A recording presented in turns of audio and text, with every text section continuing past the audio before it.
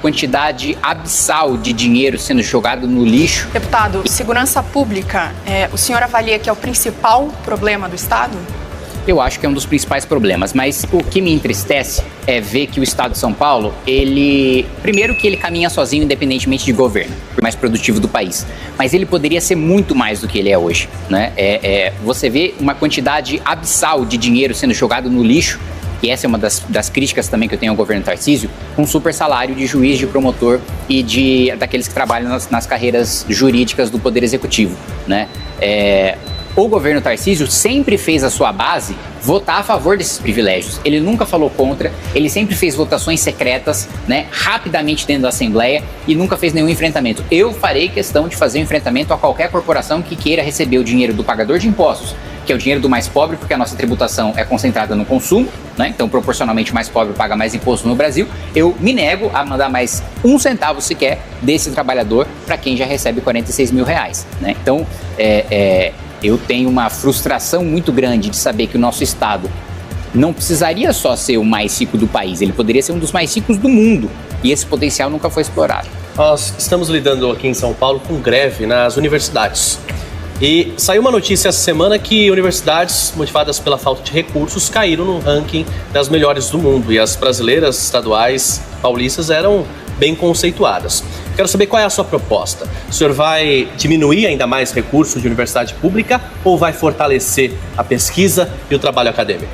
Bom, primeiro, eu vou discordar de você num pressuposto da pergunta, que é de que a queda do ranking foi ocasionada por subfinanciamento. Outras universidades com um orçamento menor do que as nossas universidades públicas subiram no ranking. Então, nós temos fundamentalmente, não é falta de recurso nas universidades públicas brasileiras, pelo contrário, né? Nós temos um investimento muito maior nas universidades do que nós temos no ensino básico. O ensino básico, sim, poderia ter alguma reclamação em relação a recurso. Universidade é problema de gestão. É o problema da reitoria, é o problema da Secretaria de Educação, que não faz a gestão adequada dos recursos que a universidade tem, né? Não é o problema de falta de orçamento, é o problema de um desastre, né? Que precisa de reestruturação de carreiras, que você precisa de aumentar a eficiência dentro dessas universidades e, né, em eu sendo governador, Renan sendo presidente, o nosso foco vai ser ciência, tecnologia, desenvolvimento daquilo que aumenta a produtividade do país e que gera riqueza. Né? Outros setores, e aqui eu falo contra a minha própria classe, né? Eu sou advogado, mas assim, não faz sentido mais o Brasil investir em universidades de direito. Nós já temos mais do que centenas de milhares de advogados, de bacharéis, né? Isso é sintoma de um país que está doente pela burocracia.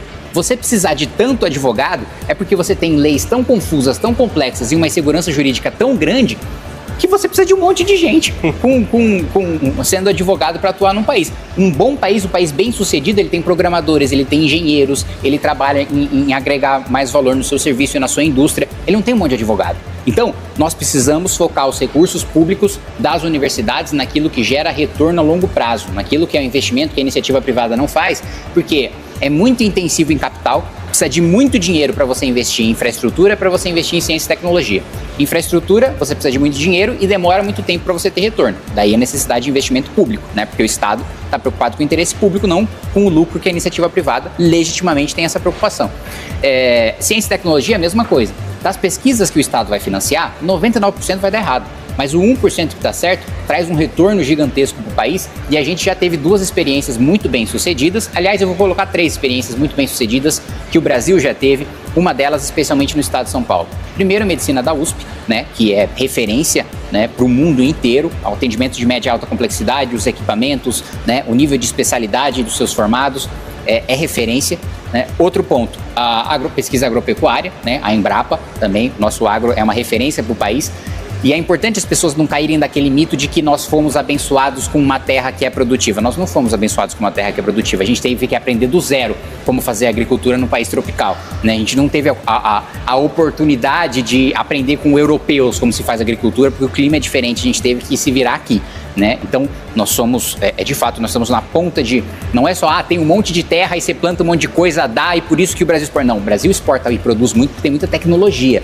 O aumento de produtividade do agro brasileiro é de 2,5% ao ano. Pesquisa pública da Embrapa, Pesquisa pública da Embrapa.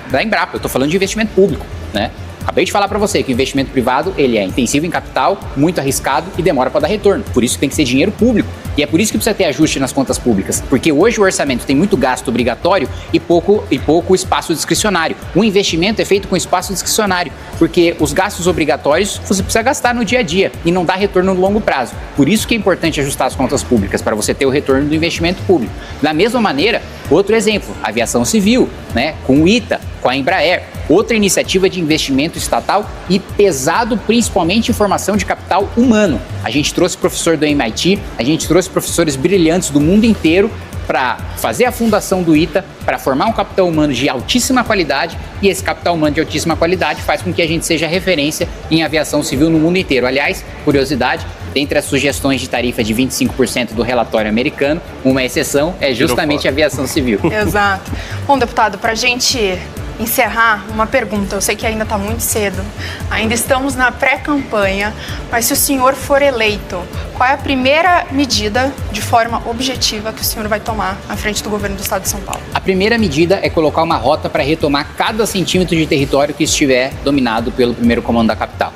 Essa é a primeira medida. Tem uma grande operação e, aliás, em o Renan sendo presidente, eu faço questão de convidá-lo e estar comigo junto com as forças, com a Ronda Ostensiva Tobias de Aguiar, para promover, né, essa grande operação de retomada de todos, porque aqui é um problema mais simples do que o Rio de Janeiro, né?